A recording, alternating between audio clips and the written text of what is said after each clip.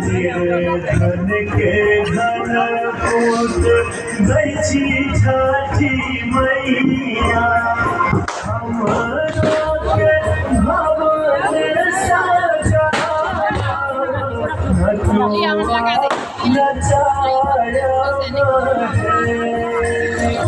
हमरो के भवन